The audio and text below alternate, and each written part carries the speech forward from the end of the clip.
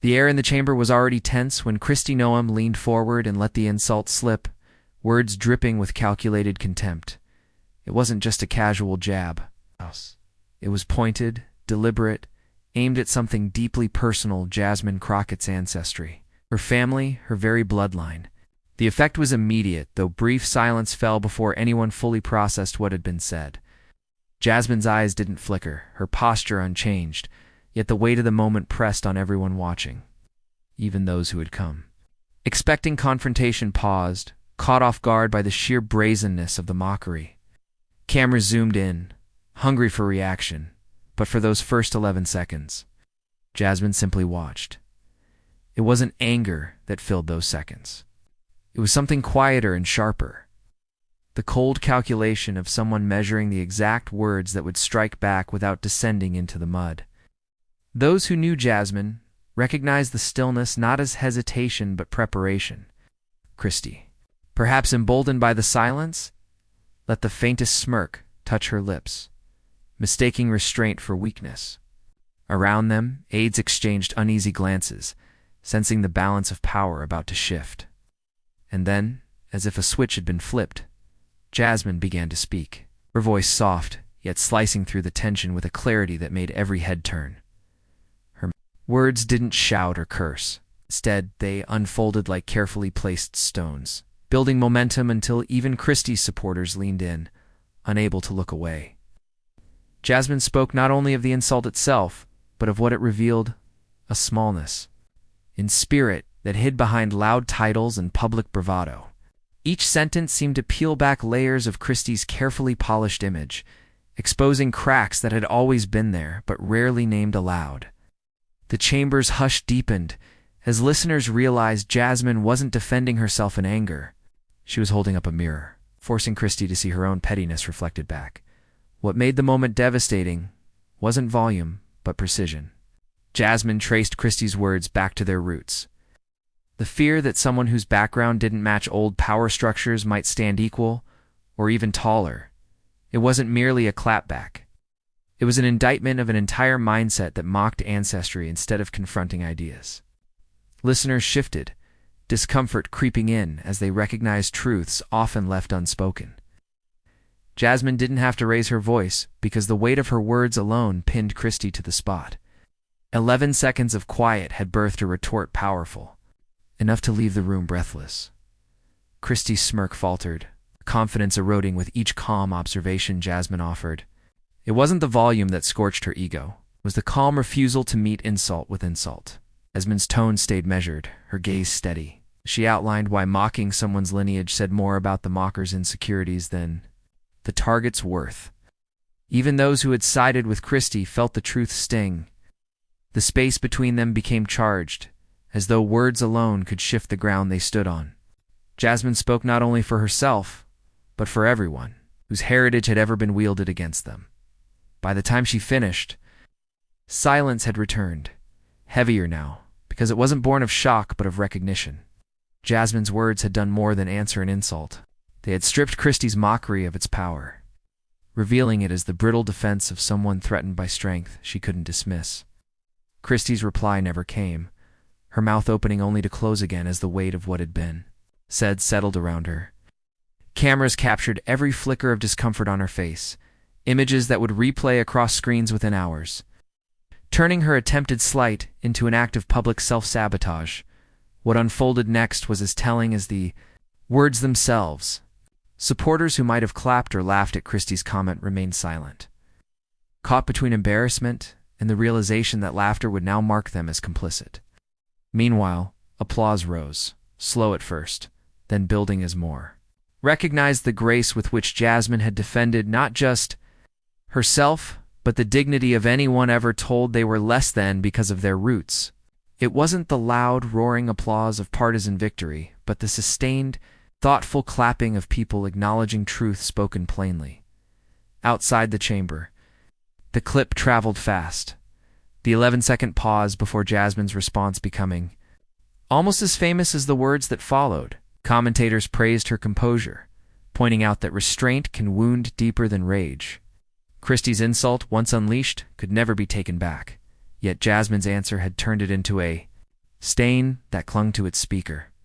Viewers who saw only the clip might have thought it rehearsed, but those in the room knew it was something raw and immediate. The quiet fury of someone who refused to let ignorance define her story. Kristi tried later to explain her words away, as a joke taken out of context, but the moment had already slipped beyond her control. No statement could erase the look in her eyes when the applause began, or the stillness on Jasmine's face before she spoke. The power of the response lay in its refusal to shout, proving that dignity need not match cruelty blow for blow to prevail. The contrast was too stark to ignore. One woman's attempt to belittle by mocking family, and another's quiet but scorching rejection of the idea that heritage could ever be shameful. By the end of that day, the story wasn't about Kristi's insult, but about Jasmine's answer, measured, sharp, and utterly disarming. It served as a reminder that character shows clearest not when we're praised, but when we're provoked.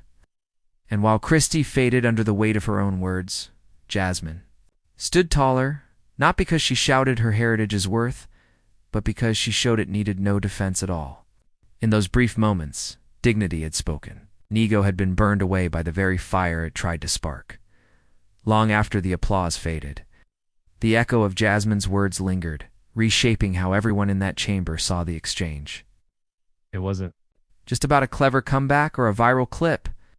It became something deeper, a reminder that power built on belittling others could crumble under quiet truth. Porter scrambled to capture the moment, but the raw authenticity proved hard to condense into headlines.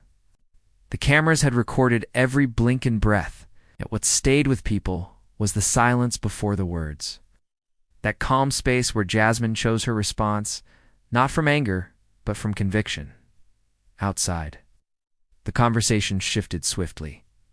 Commentators debated the meaning of those 11 seconds. Were they hesitation or deliberate restraint? Most concluded it was strength, the pause of someone weighing whether to speak at all, then deciding that silence would only grant the insult more power. In that choice, Jasmine had reversed the dynamic entirely. What Kristi had meant as a wound became proof of her own fear and smallness. And Jasmine, instead of reacting in fury, exposed the hollowness behind the mockery, making it clear it had nothing to do with bloodlines and everything to do with Kristi's own insecurities. Social media lit up, replaying the moment from every angle, but even stripped of context, Jasmine's words kept their force. Viewers who had never paid attention to her before found themselves captivated by how she turned contempt aside without ever raising her voice. It felt different from the usual clashes that filled political feeds, less about scoring points, more about refusing to let ignorance define the conversation. Clips spread across timelines and television alike. No commentary added layers. The heart of it stayed simple. An insult met not with rage but with unflinching truth. Kristi's attempts to control the narrative faltered. She tried humor, then dismissal, but each move felt forced next to the authenticity of Jasmine's response. Her allies' voices grew quieter, unwilling to defend a moment that had turned from an attack into a public embarrassment. Even those predisposed to support Kristi struggled to frame her words as harmless when set beside the clarity of what followed. What Jasmine had done was subtle yet devastating. She revealed that the real weakness lay not in ancestry, but in the need to mock it to feel superior. Days later, news outlets still returned to the clip, describing it not as an argument, but as a turning point. It forced uncomfortable questions about the casual way lineage and identity are used as weapons. Questions Kristi had hoped would never surface. Jasmine asked repeatedly for comment, kept her answers brief, always redirecting attention back to the bigger issue that it wasn't about her family alone, but about a broader culture that sees heritage as something to insult rather than honor. Her refusal to center herself over the principle made the story harder to dismiss as personal drama in private. Cades admitted Kristi's confidence had slipped since the exchange. Once quick with quips and offhand remarks, she now hesitated, aware that even the smallest slight might be caught and replayed. Meanwhile, Jasmine's calm had become almost legendary, mentioned in editorials and late-night monologues alike. What surprised many was that it wasn't bravado that left the Stronger impression, but composure. Jasmine hadn't humiliated Kristi through anger. She'd allowed Kristi's words to expose themselves, then gently set them aside as unworthy of serious debate.